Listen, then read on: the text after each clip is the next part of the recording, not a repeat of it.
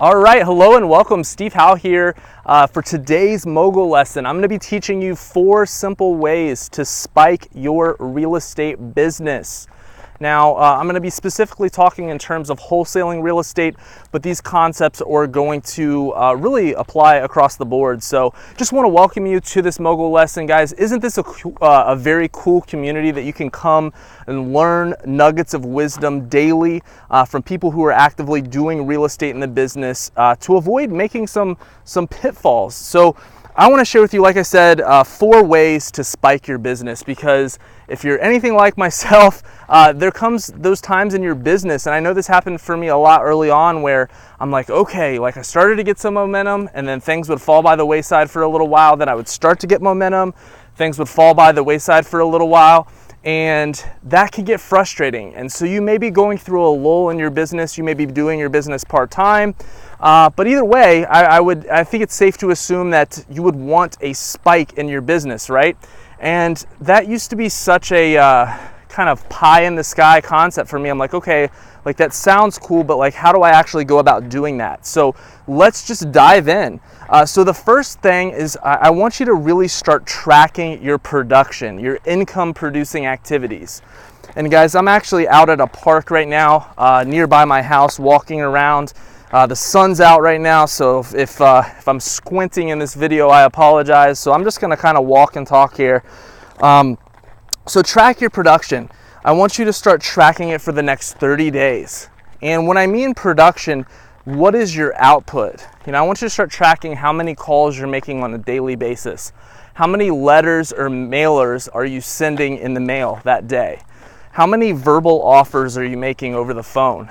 How many, if you're putting out bandit signs, or you're putting out, flyers, or any type of an output in your business, if you're sending emails, if you're going to a networking event, I want you to really start tracking your output.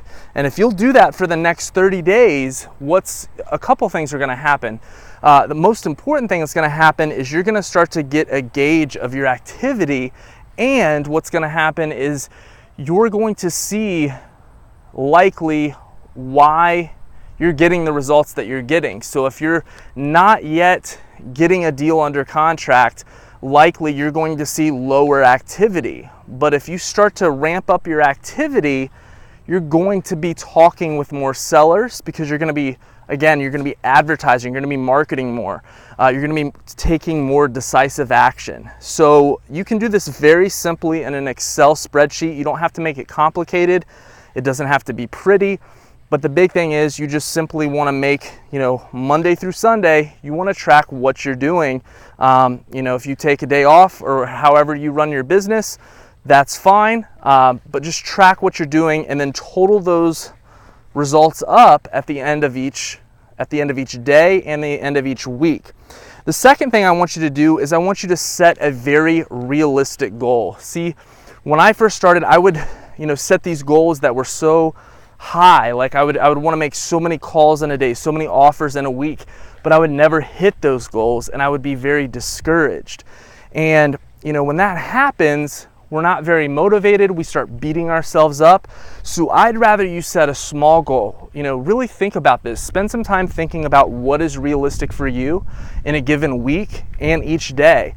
Are you going to make 5 calls to motivated sellers? Are you going to, put out 25 bandit signs a week? Are you going to send 100 letters each week? Or are you going to only send 10 letters that week? I want you to find something that is, are you going to make 5 verbal offers in a week, or 15? I want you to really be honest with yourself and set a number that you believe you can hit. So that's step number 2, is I want you to set that number.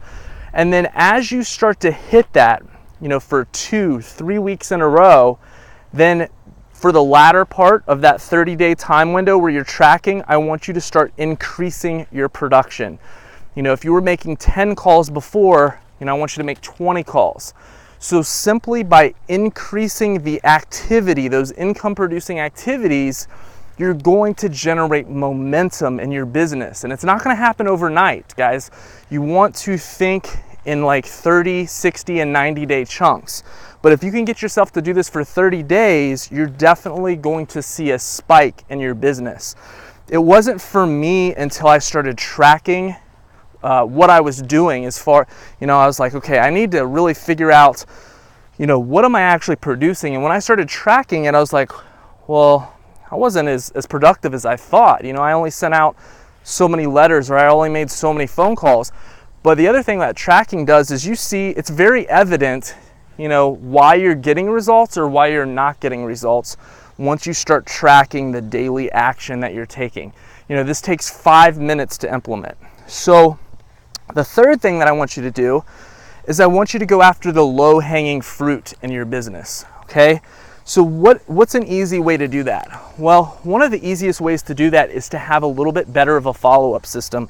See, 80% of the people that you're talking with are not going to want to accept an offer, that's 50 or 60 cents on the dollar. They're going to want retail prices. So, and not everybody that you're talking with is going to want to accept an offer right now, but they will over time. And as you develop that relationship and as you have a follow-up system in place, you're going to build that relationship and cultivate that relationship. So an easy way that you can go after the low-hanging fruit is I like to use just a good old legal pad, okay? And I call it my hot pad, okay?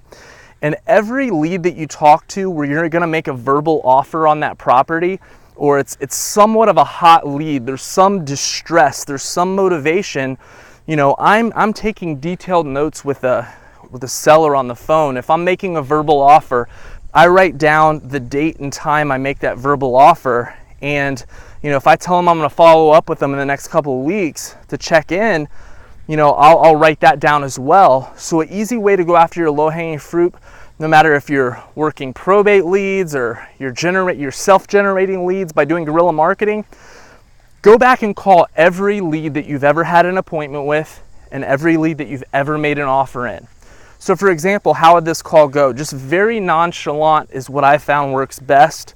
So I'll say, hey, Mrs. Jones, this is Steve Howell, just giving you a quick call back. I know we talked the other month, a couple weeks back about your property over on Brown Street. Yeah, I was just thinking about you. I wanted to give you a quick call, see how things are going. I'm not sure if you sold it or not, but I just wanted to check in with you. And, a lot of times they may have already sold the property, or they say, well, last time we spoke, Steve, you were at 50,000 and I needed to be at 100,000. And, I appreciate you checking in, but there's an opportunity to plant a seed or, continue that relationship there. So I just want you to think about that. And it's valuable because, they're going to appreciate it and say, wow, like he took the time to call me back. Like, that's awesome.